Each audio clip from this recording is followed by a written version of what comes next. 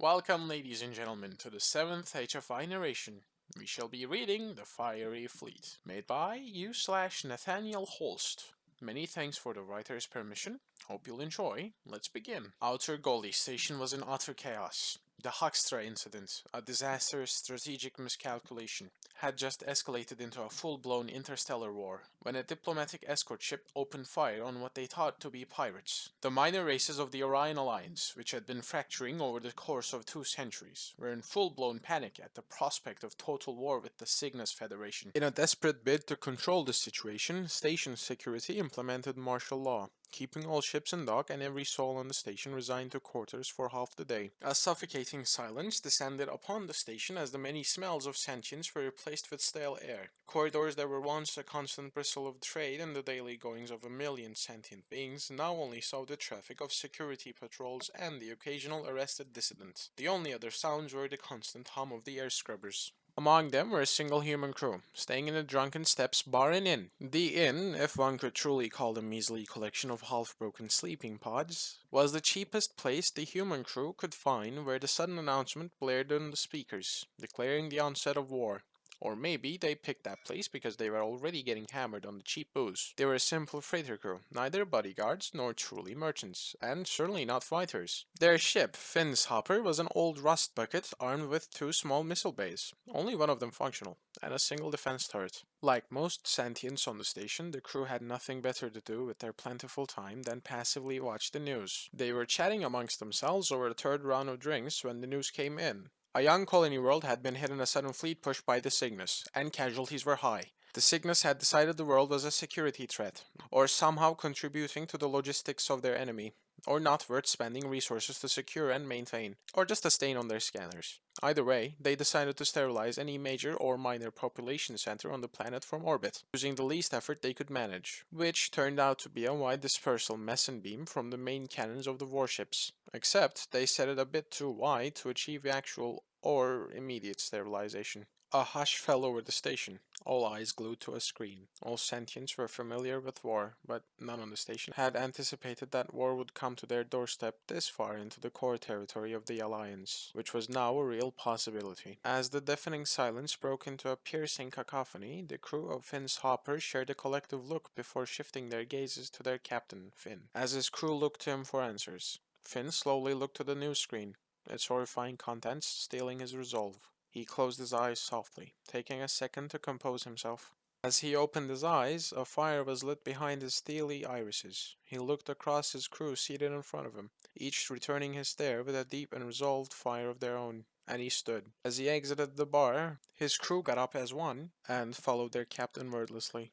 In the muted glow of the station's corridor, Finn led his crew with a newfound purpose, each step echoing their silent wow. Security would stand in their path, appendages held high to stop them, but each would step aside as their wavering wills were met by unyielding resolve. As Finn's crew got to their ship, they immediately initiated undocking procedures, getting the ship dry-started as fast as was possible without overloading the cold power conduits. They fired up the anti-gravity field and nudged their ship out of the void bay slowly, passing the atmospheric shield and exiting the station proper. By then, word was spreading of the new upstart race abandoning the station to flee back to their backwater planet as soon as possible, and word had indeed reached the station master. Hoping to restore order and his frayed authority, the station master contacted his traffic control officer and gave him a simple order: do not let that ship leave the immediate area of the station, and threatened them with backbreaking fines if they don't return immediately. The traffic control officer sat down in a comms chair for the first time in a decade of his career. He licked his mandibles and spoke into the mic. Attention vessel bearing XC4729, civilian freighter, Finn's Hopper. This is Chief Traffic Controller Skrixel Vanth of Outer Goldie Station. You are in violation of Alliance Traffic Regulation 835. Regarding unauthorized vessel movement during declared emergencies, the station is in total lockdown. You will return to dock immediately or face a significant fine.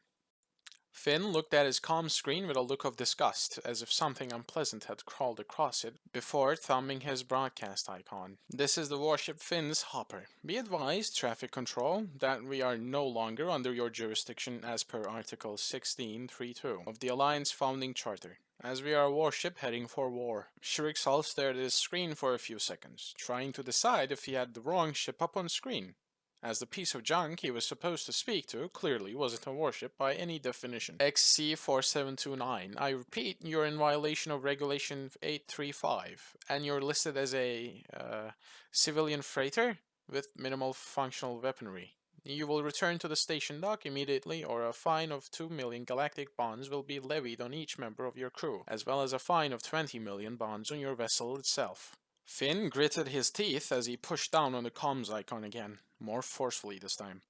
Traffic Control, we are an armed ship heading to war, and as such we meet the definition of a warship as per Alliance Traffic Regulations 32.19. Out.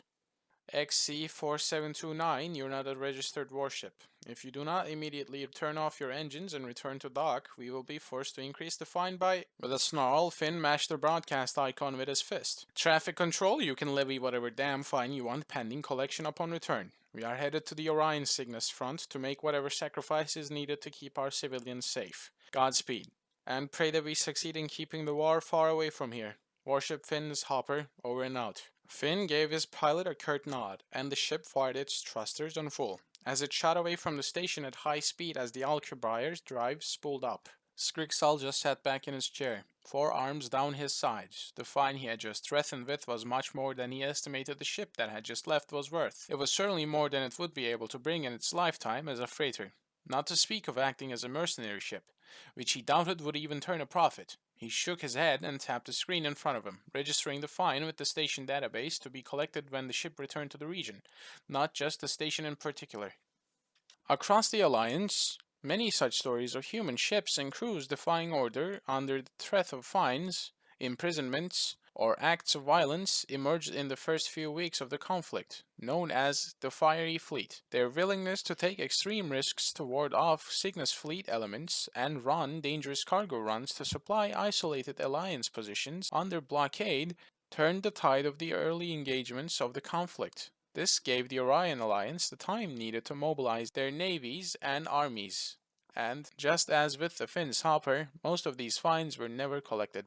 Thank you for listening. I'm glad to still have you here, and this narration was longer than what I'm used to. I need to start reading longer and better if I want to narrate a series, which I most certainly want to be doing. If you have stuck around, go and show your appreciation to the writer on HFY.